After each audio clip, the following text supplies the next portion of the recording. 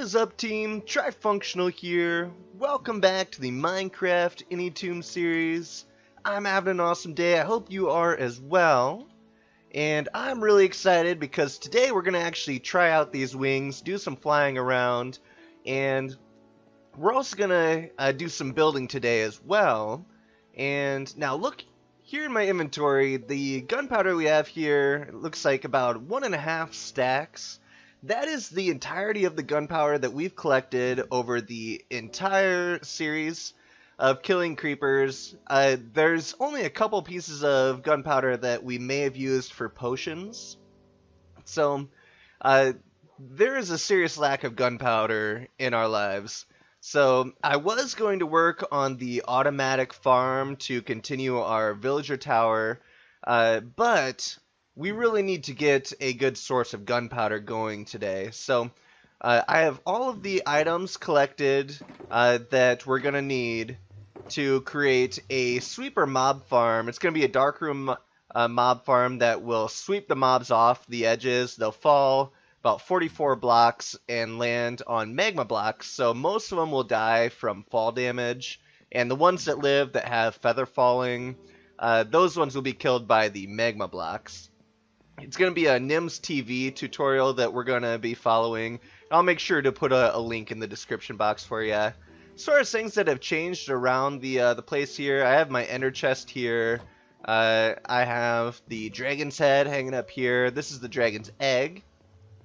And I created a little map of our area as well. I think that looks kind of cool. This little arrow looks like it's where the map is located in our house. That's our big tree with the lake around it. I think it soon-ish we'll probably create a map room as well and do more maps and make a big map wall. I think that'll be fun. There's so many projects that we need to work on, or that we want to work on, that I think we should almost make a list of the upcoming projects that we want to do. Now, what am I looking for here? We could use signs. I was kind of looking for books, because I have like this written book here. How do we make a written book? I think it's an ink sac. Oh, nope, we just need one. I think we're going to need feathers, and we're going to need a book. I believe that's how you do it. Yeah, let's go ahead and let's create a list of the projects just to help us stay on track. We'll come over here and grab a feather out of this guy. Now, something weird is happening with this chicken farm. I used to have hundreds of chickens in that upper part there, and I don't know, they must have all died. Looks like we have about 3, maybe 4 chickens up there now. I don't know if they're somehow glitching down to the bottom, or if they're just like getting pushed into blocks up there and suffocating, or what the deal is with that. Another thing that's strange that's going on with our new villager breeder that we have set up over here. If you remember from a couple of episodes ago, I went up here and I looked down, and the 8 villagers were fanned perfectly around this fence post. Now they've seemed to bunch up in the 4 corners there. So yeah, I don't know, something weird has happened with, like, when I'm logging in and out, they get nudged or something. I don't know. So I'm hoping that's not going to affect the villager breeding, but I believe I have a book in here. Yeah. Alright, let's see if we can create a written book. I think it's something like this. Book and quill. Okay. So yeah, okay. So the first thing that we're going to work on today is our sweeper mob farm. Then we're going to do the automatic, I don't know, vegetable farm. And these might be in a slightly different order than we actually complete them. Because some days, like the automatic vegetable farm, I could do that in the next episode, but that's going to be a huge project, so that might be something that I push off for a few days. But we also need a supply room. I don't know if you've probably noticed that there are a lot of chests that have been popping up around the area. It's because I've been super disorganized with my chests and I've been running out of space. I've just been throwing them down all over the area. So that's something that we'll need to do in the near future as well. And in that supply room or attached to it, we'll probably do a furnace array as well. And that'll just make it easier to smelt large amounts of sand or cobblestone faster because we'll be able to just throw it into like a hopper minecart that'll distribute it among a bunch of furnaces for us. And then, yes, we also mentioned the map room. We'll want to do that as well in the near future. And the trophy room as well, which we might combine with the map room. But yeah, that's a good start as far as giving us kind of a list, an idea of what we're going to be working on in the near future in the upcoming episodes. So we'll go ahead and we'll keep this this book and quill on us so that we know what we have planned for the future. Now, one thing I wanted to mention as well, with creating rockets, it's just paper and gunpowder. So that's why we're going to create this sweeper mob farm. We're going to get gunpowder from it. It's also going to provide us with plenty of string and bones and also ender pearls, all very useful items that we'll need in bulk. Now, with the paper side of things, we'll probably expand our sugarcane farm as well in the future so that we get even more paper even faster. Now with these rockets, if we put just one piece of gunpowder, you'll notice it says flight duration 1. If we add another one, flight duration 2, flight duration 3, all the way up. I think if I go all the way around, oh, maybe not. How many can we do? Maybe it's just flight duration 3. Yeah, so it looks like you can do 1, 2, or 3. So because we're limited on gunpowder, I think I'm just going to do flight duration 1, but I might play around with it as well and see if I like flight duration 2 or flight duration 3 better once we have more gunpowder to work with. But we're going to stick with this for now, and let's go ahead and see if we can get some flight going. So I think I need to jump, press space to activate my wings, and then hit my rocket. Alright, so I haven't actually tried out the flying yet, so this is probably looking super derpy. Alright, there we go. Bet you haven't seen a flying panda before. This is pretty awesome. Let's see if we can get some third-person flying action. Oh man, oh yeah! And I've done a whole bunch of more digging in our big hole around our slime farm as well. And you can see I've dug down far enough that I've actually entered the level where the slimes can spawn. So that has been slightly annoying with the dig, but it also means even more slime that I've been collecting. And I have a ton of slime blocks right now just from working over that area and doing the digging. I've been within range to be spawning plenty of slimes, so we don't even like really need to expand that slime farm, even though it's not even in its final form yet. We will eventually finish it, but right now it's not a high priority because we already have way more slime blocks than we could need for right now. This is really fun flying around, by the way. And you see the beacon. I have moved it over to the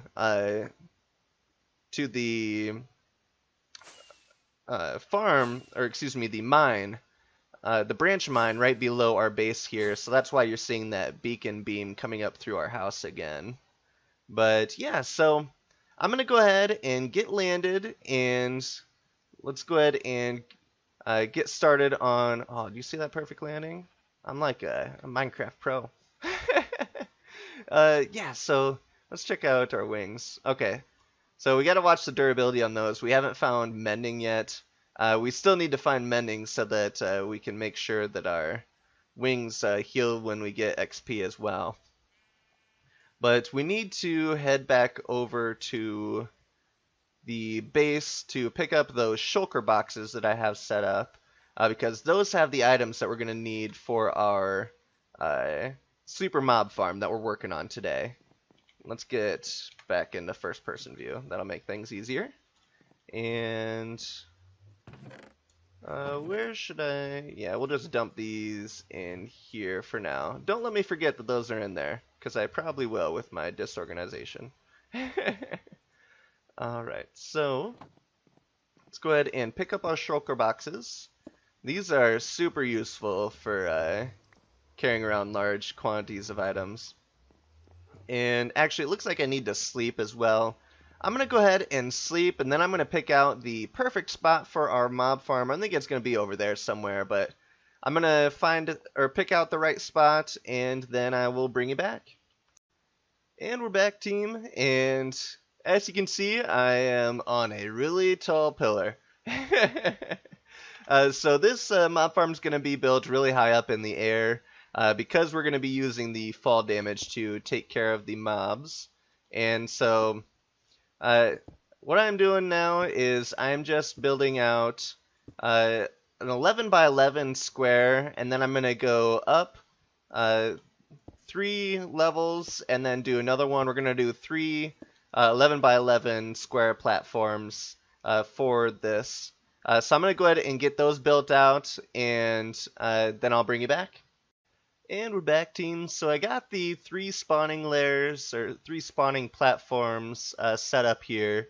Now, the reason that we made these spawning platforms out of obsidian is because it won't stick to slime blocks, which is what our sweeping arm is made of. That's what I'm creating right now, is our sweeping arm. So the obsidian is, the slime blocks won't stick to the sweeping arm. Or, excuse me, the slime blocks won't stick to the obsidian. And also obsidian is being used because endermen are going to be spawning in here as well. And endermen can't pick up the obsidian as well. So in Nim's TV's tutorial, he mentions that there are 2 types of blocks you could use. You could use obsidian because it meets the goals of not sticking to the slime blocks and also not being able to be picked up by endermen, or you could use furnaces, which, I mean, technically furnaces would be less expensive because they're just made out of cobblestone, but I kind of like the look of the obsidian better, and I have a whole bunch of obsidian, so I think that we're going the obsidian route. But yeah, so what I'm creating right now is the sweeping arm, made out of the slime blocks with a glass block on the end, and then I'm making a little bit of a pocket for our sticky pistons to slide back and forth in, because the redstone's going to have these sticky pistons firing, and they're going to be kind of walking back and forth, moving the sweeping arm back and forth to sweep the mobs to either side. So let's hop off of here and head up to the next layer to get this started. And that is why the elytra for a build like this is super useful, because I'm just able to fly around rather than needing to pillar up or throw down some ladders. Now, while I'm working here, I don't really want mobs to be spawning, so I'm going to come down here and sleep real fast as well. And my super awesome aim landed me on the outside of my fence. Alright, so let's go ahead and sleep real quick. And I'll go ahead and finish putting up the next 2 sweeping arms. And then I will go ahead and bring you back when I get started on the next step. Alright, team, so I got these sweeper arms set up. Now I'm just setting up the walls around the farm here. Now, when I'm setting up the wall on the back side here that has the sticky pistons, I am just making sure to leave an open block space on the end so that the sticky pistons will go all the way to the end, bringing the sweeping arm all the way to the end here. And so I am just taking care of that on this side as well. Again, just making sure to leave an open spot for the sticky piston to slot into when it does make its rounds. And so I'm going to go ahead and get that taken care of on all 3 levels, and then I'm going to go ahead and encase the whole upper part here in the polished andesite so that we keep all of the light out, and that will actually activate the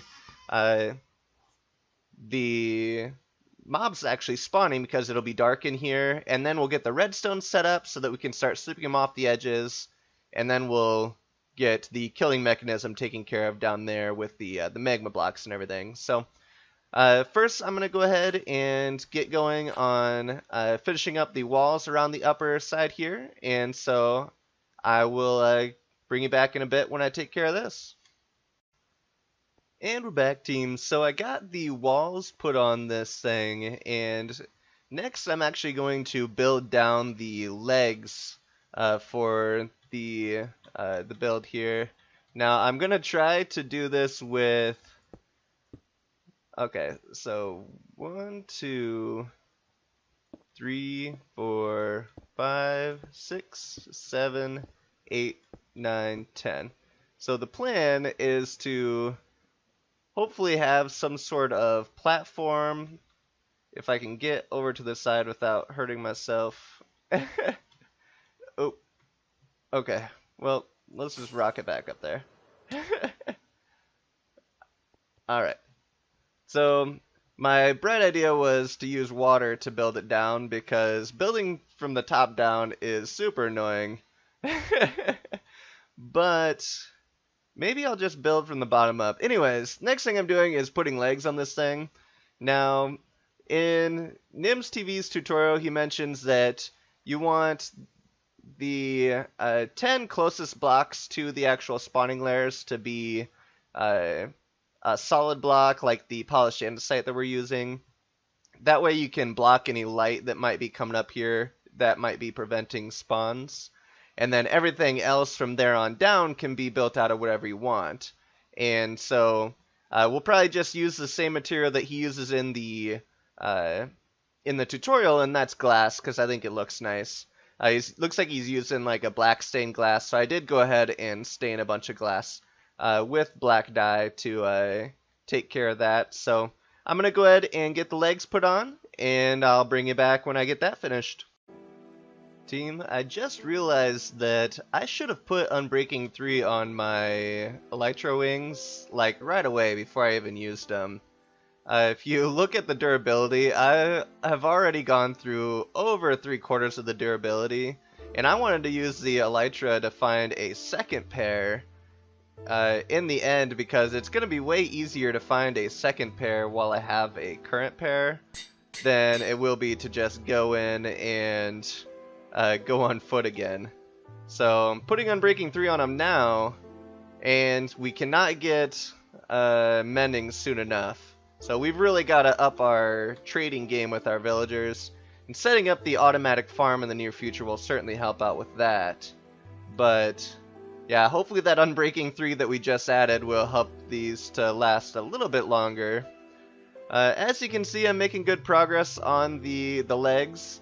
I'm getting a little bit worried that I'm going to run out of glass. I might have to make another trip to the desert to collect some more sand and get some more glass cooked up before we finish up the second leg. But I'm going to keep plugging away. And we're back, team. So it's been a couple of hours. I've taken a trip to the desert to get more glass. And so I've got the 2 legs all finished up. So that's where the mobs will be falling down after they get swept off of the platforms up there.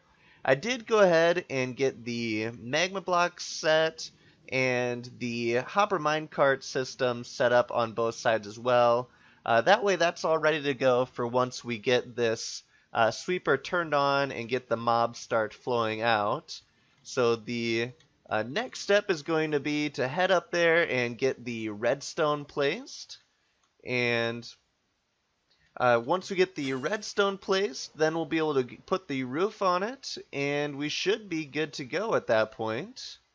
And so I'm going to go ahead and get this taken care of, and then I will go ahead and bring you back.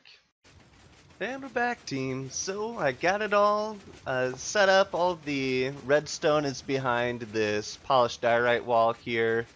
If you can hear, that sound is the pistons firing, and that's moving the sweeper arms back and forth. I got half slabs all over the roof so that nothing will spawn on the roof. And let's go ahead and take care of this last bit of scaffolding. And we'll just glide our way down. So, theoretically, there should be mobs spawning up in there. We got a dark room. We've got the sweeper arms to sweep everything down onto our killing pads here. And so we're gonna go ahead and let that run for a while and see what kind of drops we can collect. Now this will be a lot more effective if I can get everything lit up as far as caves around the area. I'm sure I still have a lot more work to do as far as getting caves lit up, so really a mob spawner is only as effective as the world that it's placed in, as far as getting the caves all lit up, so that that's not taking up the mobs that should be spawning in our spawner. But even if this isn't the most efficient mob spawner, if it's efficient enough to get us plenty of gunpowder, that'll make me happy. But yeah, I'm gonna go ahead and let that run for a while, and then I'll come back and see what kind of drops we got. But yeah, it looks pretty cool there on the back side of our base area. Yeah, I'm pretty happy with it. We probably will spruce it up a little bit more in the future. But thanks for tagging along with me here today. I had a blast getting everything built up. As a side note, my elytra are almost broken already, so I'm going to be heading to the end and looking for another pair of elytra before these ones break. And I'll probably look for a couple of pairs while I'm there, just so that I'm not ever running out of elytra, because, as I mentioned earlier in the episode, it is easier to get elytra when you have it already. But yeah, thanks for joining me today. I hope you enjoyed the episode. If you did, make sure to hit that like button. If you're new and you haven't already, be sure to subscribe so you can see when the future episodes come out. But I hope you all have a great rest of your day, and I will catch you on the flip side.